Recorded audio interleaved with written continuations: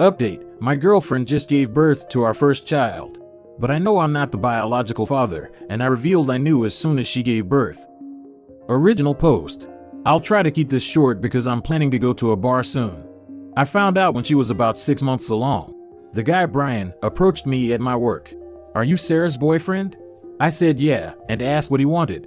He said he was sorry that he had slept with her and swore he didn't know that she was with someone. I don't believe that. He then pulled out his phone to show the texts between them. They had been sleeping together or linking up for at least a year. Then she found out she was pregnant, and they came to an agreement to just pretend the baby was mine. In return, she wouldn't lose her perfect life, and he wouldn't be responsible for a baby. I knew it was weird. We had been having problems trying for a baby, and all of a sudden she got pregnant so easily. But he explained that he had been thinking about it, and he recently became a Christian. He said that he couldn't live his life knowing that I was living a lie, while his child didn't know their real father. So yeah, I told him I'd keep in touch, and to not say that he said anything just yet. I've had a lot of time to think, but ultimately I decided to wait until she gave birth, to hurt her in her most vulnerable moment. I'll spare the details, but she went into labor, baby was born, and was taken to the NICU to be monitored for a bit. What should have been a beautiful moment of me holding my baby was the most heartbreaking time of my life. Just knowing he was not mine hurt me. Once she was sewn up and comfortable, I started packing up my stuff to leave. She asked where I was going, and I just told her. I know I'm not the baby's father. You can act all shocked, but I know. Just ask Brian to come. I'm positive he'll sign the birth certificate. Then I left. She's been calling my phone over and over, even sending texts as I type this, and has even gotten her sister to call me a few times. It was hard pretending these last few months, but I think I'm satisfied. I feel really heartbroken though. I was planning to propose to her on the day our baby was born. I was gonna make her the happiest woman ever. Oh well. I'm going to go get really drunk now. I did a sigh of relief when I saw you're not married to this woman. Take power from that. You can move on much easily. Saying, good riddance. I'm so sorry. No one deserves this. The nonsense she pulled is absolutely evil. It will get better with time, and you will be happy again with someone who deserves you. Go ahead and let her and Brian deal with this situation on their own. Get a DNA test just to be 100% sure the child isn't yours. But you did the right thing leaving her.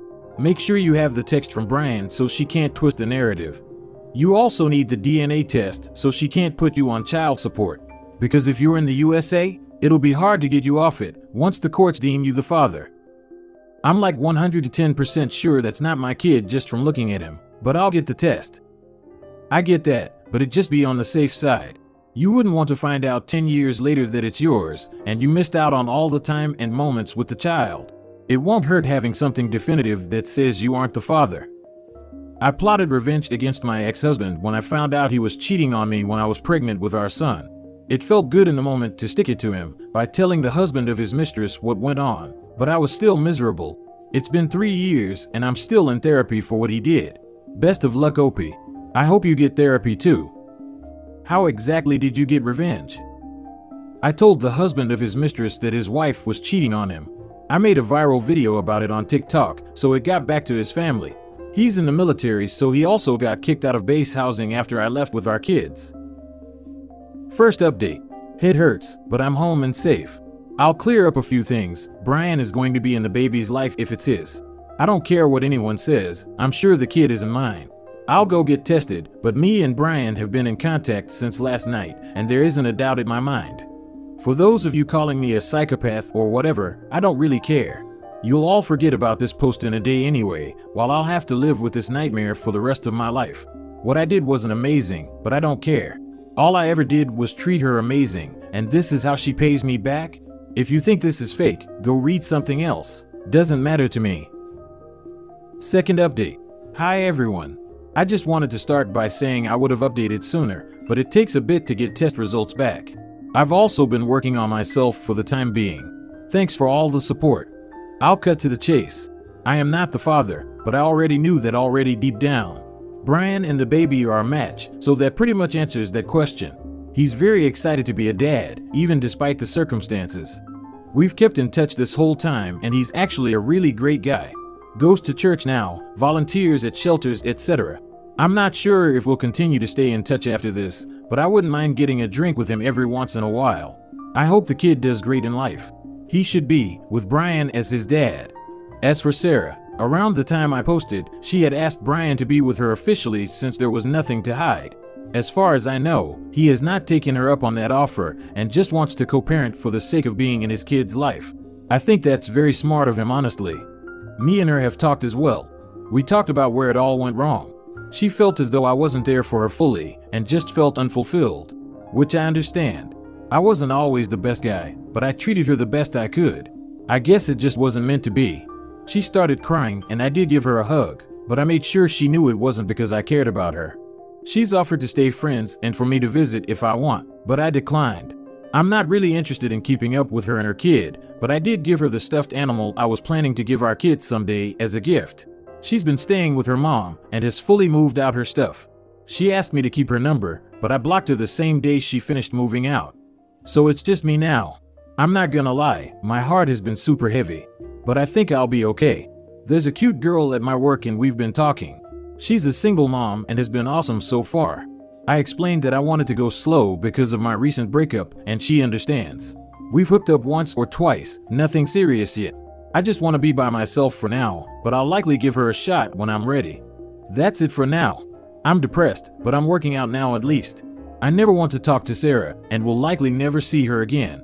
It sucks because she was such a big part of my life, but that's gone now. Thanks for all the support. I'll answer questions if you guys have more. Edit. Just wanted to mention that I still don't feel bad about what I did. I can tell she's still hurting, but I definitely think it's deserved still. You handled that all incredibly well. I'm glad you gave us an update because this internet stranger was concerned and rooting for you. Everything meant for you will find you, and you'll be a great partner and parent if you want one day.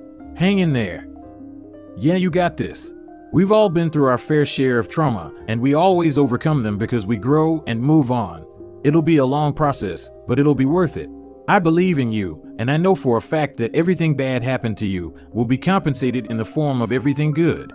In the meantime, if you don't mind watching some Netflix, do watch BoJack Horseman. I don't know why, but it really helped me when I was going through my depression phase, and I really hope it at least contributes minutely to your healing process, if not entirely. And remember that this community got you, fam. Just to let you know, her excuse for cheating is so BS. If her needs weren't fulfilled, she should have communicated that, instead of lying and waiting to find out if she could get away with cheating or not. OP, you handled this so well, and I wish you peace in the mind. My ex-wife used this same excuse, but she was cheating even before we got married. She was an emotionally abusive woman as well, which caused other issues. Cheating is never an answer. Good luck. Just felt I should mention though, that repeatedly hooking up with a single mom from work is not moving slowly or carefully. If you really want to heal from your last relationship, I'd advise foregoing intimacy in favor of being single and hanging out with friends. Also, if you're feeling at loose ends, confused, etc., do a nice single mom a favor by being careful not to give any impression that you're developing feelings for her if you're honestly not interested in anything lasting. More people say they can do strictly FWB than can actually do it. Yeah, I definitely don't want to add more drama to her life, with her being a mom and everything. I am interested in her. I just want to focus on getting myself in a good spot so I don't drag any baggage into my next relationship. The intimacy was her idea mostly. She said she was fine with casual stuff. I'd definitely be honest with her if I completely wanted to stop seeing her or didn't think it would go long term. Sounds very similar to my experience once upon a time. I was just out of a rough breakup and started a FWB thing with a single mom coworker. Kept it on the down low for 2 years. It was a relationship anarchy kind of thing. Came time for me to move for another job and decided I'd miss her too much. We've been married now for 16 years. It's crazy, but it can totally work if you want it to. Third update. I keep getting DMs asking me to update, so here's one. Been roughly 8 months. No, I don't talk to Sarah. Screw Sarah. Haven't seen her. Last I heard, she moved 3 hours away with her mom to be closer to some family. I kept seeing her around town a lot, so I'm beyond grateful she's gone. She would attempt to have conversations with me sometimes in the first month after she gave birth, but that soon stopped. As for Brian, we text occasionally, and we did go out for that beer. He overall seems happy to be a father, but we don't talk about Sarah. I don't keep up much with him anyways. We're both hardworking men with jobs, kids, and lives to live, so it's kinda hard to keep up. I don't think they're together at all, but who knows? Speaking of kids, the woman who was a single mom that I started seeing, we're still together. Her kid is awesome, and I love being her stepdad, to be honest. So a big middle finger to those who told me to stop talking to her or that it wasn't gonna work. It may seem like we moved fast, but at this point, I don't care. I've never loved anyone more. We communicate properly, hardly fight, just so much fun. I initially was gonna cut all contact with her after falling off into a bad drinking habit, but she really kept me grounded. I didn't meet my stepdaughter for a while, but when I did, I knew I couldn't leave. Being a part of this little family has healed me in ways I literally can't fathom. And before anyone says I just used them to deal with the trauma of not having my own kid, that couldn't be farther from the truth. I'm in therapy, I got my act together, and most days I don't even think about my ex. Hell, I even forgot about this damn account. Words cannot describe how much my life has picked up. Thank you, Reddit strangers, for being there in the darkest time in my life. Honestly, it helped. Hoping to propose to my girlfriend sometime in the future. That's it, bye. He says he's doing great in the update, but the more he justifies himself, the worse it all sounds. Like, yeah, I may have moved on too fast, and I am already a stepfather to this child. It's been 8 months, people, and I may have had a drinking problem my new partner saved me from, but I am doing great. Great, I say. The only glimmer of hope is that he says he's in therapy. Above all else, let's hope he keeps that up. I cringed when I saw that stepfather line. Yeah, dude didn't want to just replace his girlfriend, he wanted to replace the kid he thought he was gonna have. It kinda sounds like the freaking kid is a rebound too. I really hope it turns out okay for the kid's sake. So Sarah moved 3 hours away, and Brian is a single dad, or he's driving 3 hours to visit his son. Happened to my brother.